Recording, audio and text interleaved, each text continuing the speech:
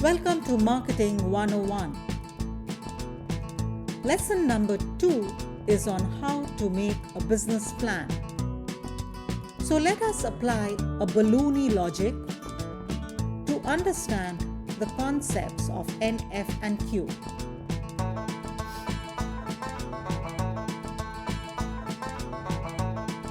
For the business plan, the step 1 is to estimate the business potential.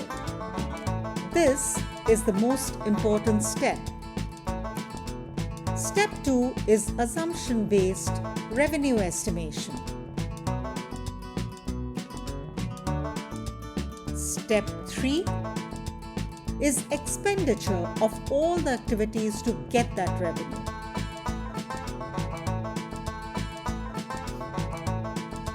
Step 4 is project these elements over a 3 to 5 year period. And finally, step 5 is calculate the profit and loss to arrive at the break-even point. Now, let us look at the step 1 of business potential. This has 3 elements. Element 1 is number of consumers. Let us say it's N. Then is frequency of usage, F. And finally, quantity used, which is equal to Q.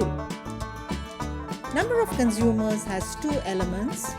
First, the existing users. And second, new users or non-users of the category.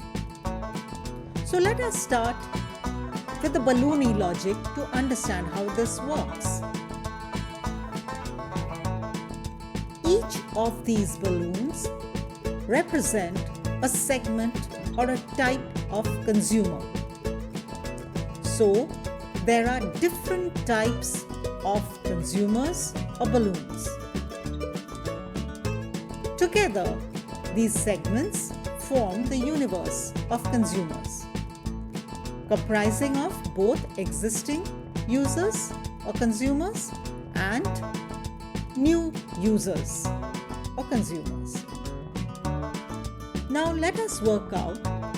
To start with the business, we need to attract different consumer segments, both existing and new. These segments which are attracted are called the source of business.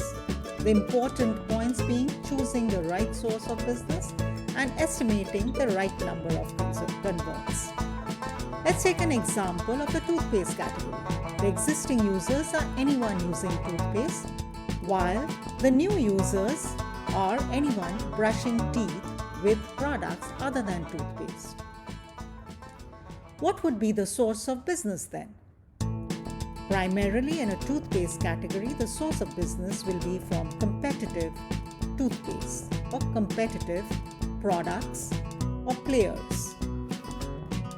This is called brand switching. Let's take another example. This is a new concept. A Stay Fit sportswear. Let's assume it has a sensor to track the fitness level. The source of business here cannot be from existing users who wear sportswear. It would be primarily from new users, and one has to identify the different types of new users. This is called substitute usage and behavior of different products.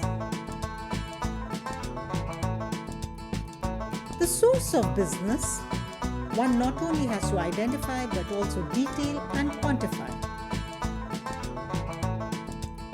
Marketing 101.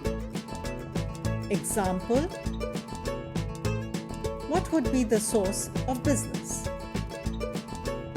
Let us take the consumer segment of students and detail each of the segment. There would be management students who are self-learning online courses, management students who are working and studying part-time, students who are from campuses or management schools, and students who are cross-functional and learning online courses. New segments would be teaching assistants to faculty or a tool for corporate training for corporates.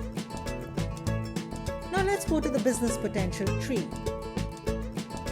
So existing users, the strategy would be brand switching. New users, one has to identify substitute usage or behavior to work out the sources of business.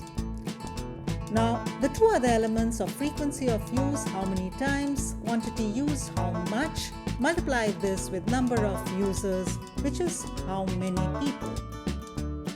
The math, therefore, is how many times, and how much, which is N, F, and Q. So for the toothpaste category, let us work out what would be the NFQ logic.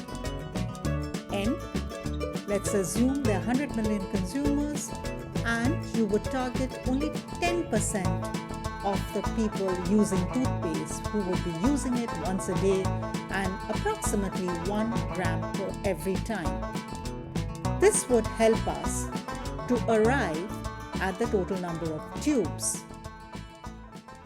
or the total volume of business.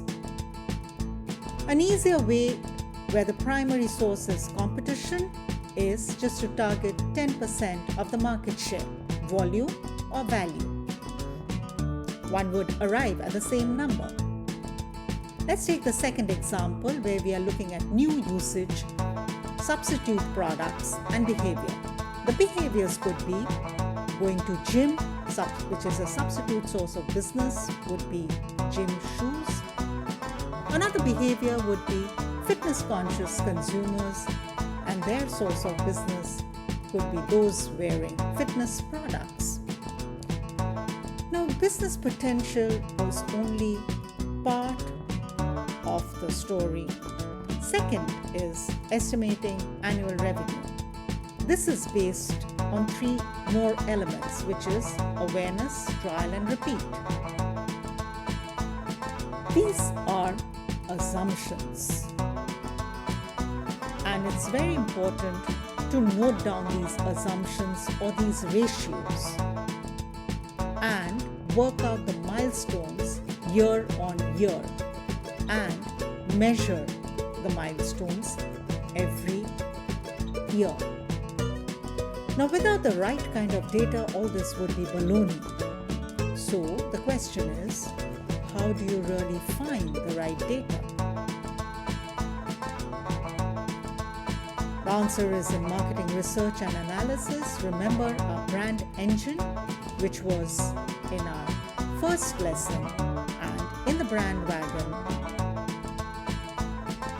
what we were studying is the consumer, the competition, and the company. Today we covered the first part of the engine, which is the business potential. The other part is about brand values, which we will cover in lesson number 3. So now, if I could do a little research, can you tell me who would you prefer to refer to this program to? Put your choice in the comment box below. 1, 2, 3, or 4. Which category of students? No more from Forefront Talent Solutions.